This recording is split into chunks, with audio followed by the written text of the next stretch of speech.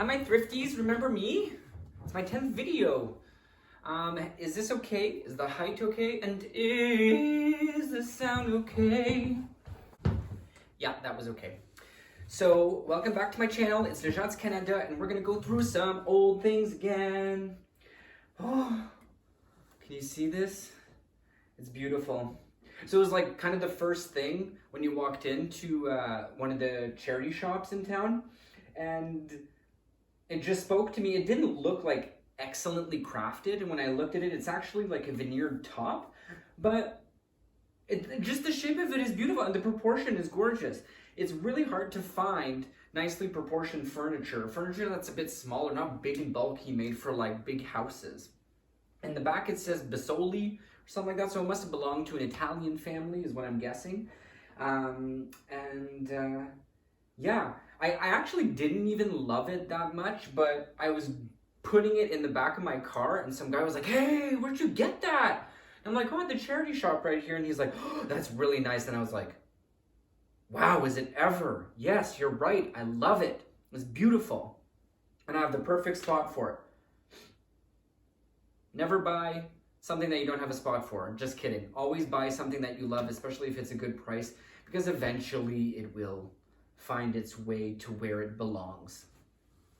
So, yeah, I guess I can show you what's going on in here. This is actually like a hidden drawer. And it's all veneered. And on the inside, it smells really weird, but I mean, it's to be expected. That's the inside. The veneer is really beautiful.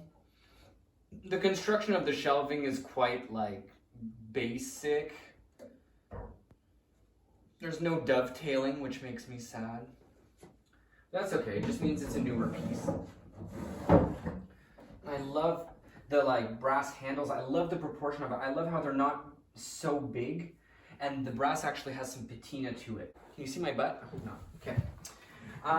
Yeah.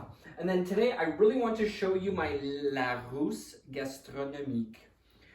I don't know if any of you have watched the movie Julie and Julia, but it stars Meryl Streep and Amy something. And this book was in that movie. So Julia Child was gifted this book by her husband when they were living in France, when he was working as a diplomat to France from the US, and she was a bored wife, so she took some French cooking classes.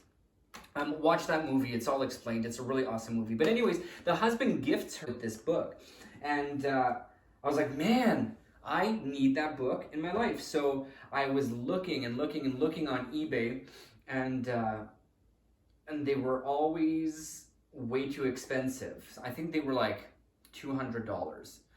And then one day I just happened to search, and there was a little seller in BC selling this book for $100. So I jumped on it and I bought it. I was so proud to have it. I was like, this is my movie book, so cool. And on the inside, actually, it came with some surprises. I really should have found them before I started this video.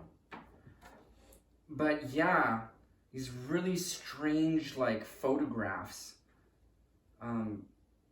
They're not dated, but there's a 7 on the back of it, and in parentheses it says Daphne.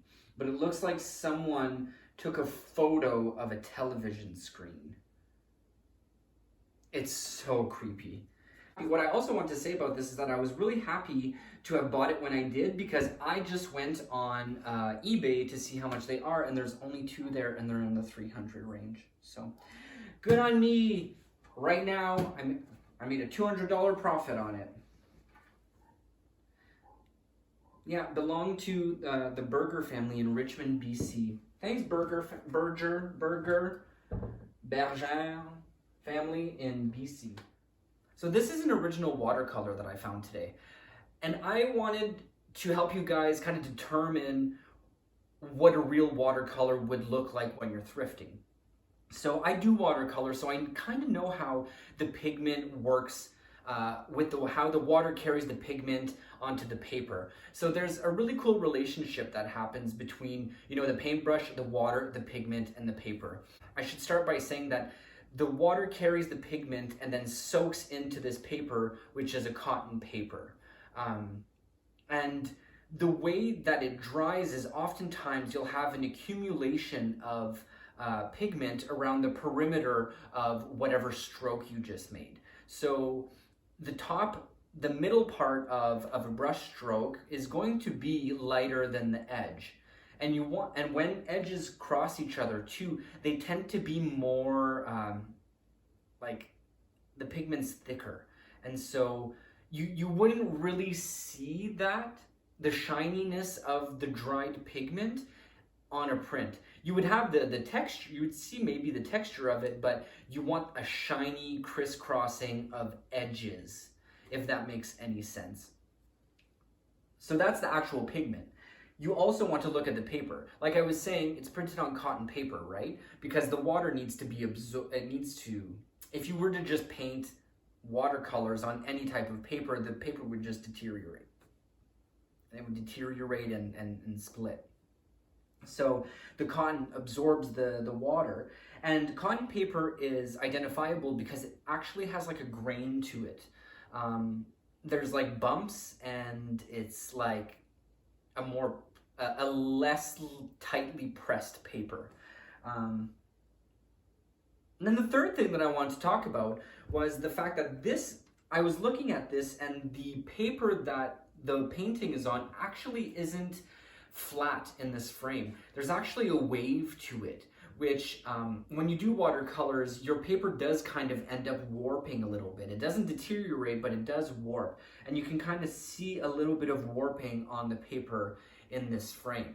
So that's why I picked this up and am very confident that it's a real watercolor because of the three things that I just explained and taught you guys. So I hope that helps you in your watercolor, in your quest for watercolor paintings. These are like recycled glass looking bottles. They're very thick and they have this beautiful green hue to them. The markings that they have are pear in this one, in my right hand, and 11 under this bottle here. They almost seem as though they were like hand blown because there's a whole bunch of bubbles in them, but they actually are probably newer. The only research that I could find on a pear bottle was someone saying that, it is actually a newer bottle and it maybe held pear liqueur in it. So that it's not very old, but I'd like to beg to differ, but I ain't no expert, so I ain't gonna. So yeah, really beautiful old glass. Quelle surprise, blue and white. Papa loves him some blue and white. So these are Japanese. There's actually still a sticker on them that says made in Japan. So they're export bowls. All four of them are the same. They're really beautiful, and I don't know if I'm holding on to these or selling them on to a future owner, because 4 is really rare to see. This is an old Oriental plate. The bottom of it led me to believe that it has a bit of age, and because the glaze didn't set perfectly on the base of it. So I had heard somewhere at some point that when you don't have a perfect glaze on the bottom, that's because of the way that they fired it on the kiln. It had a support like this, and the glaze would kind of like run underneath or maybe drip off or something. I don't know. I'm actually not a potter, so I don't know exactly what that meant, but I just heard that variegated bottom on an old Asian or Oriental plate is a good sign. I'll show you guys this up close, and if it's a good mark, if someone can read this, let me know. Remember when we were talking in my last video and I said when I'm looking for tablecloths, I look for flowy, flowy, flowy?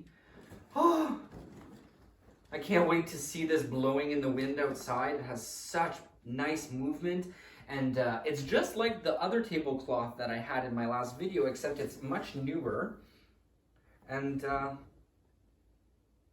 bit better quality. Boss.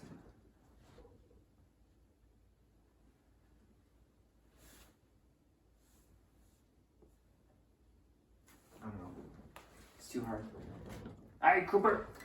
My best score of the day for sure is this. Is this table. I'm so in love with it. Oh yeah, I guess we can talk about my shirt. I think my grandpa had one like this. It's like eagles, a cowboy, and the tag was pretty old and worn, so like this is an OG cowboy shirt. Here we go, guys. We got that watercolor I was talking to you about. I love how the artist really has a great sense of scale and balance of color and kind of took like a more realist approach to watercolor. I've been watercoloring for a couple of years, but mine are very loosey-goosey. I'm a bit more abstract with mine. Luca painted this. Whoever you are, really good job, because that's very skillful. Those are those glass bottles I was showing you. And here we have that Larousse Gastronomique. You can also see the inside of the desk there. I totally forgot to mention while I was talking to you guys a while ago that this book's important because it was published in 1938 and it's the first edition of this book, and it was the only edition to have the black pressed exterior with the gilded letters. Here's one of the photos that I found in this book. Beautiful lady with wallpaper and an oil lamp and some drinks. That totally looks French. I don't know. What do you think? Oh, here comes Daphne. The creepy lady on the television screen. She's all blurred out. Whoever took this photo of a moving picture really wanted to remember Daphne, or was inspired by her. That's that glazing I was talking to you about underneath this plate.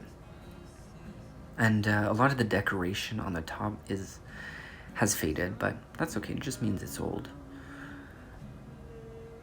And then those newer blue and white bowls. Thanks for watching, guys. So I took a ride and I spun around.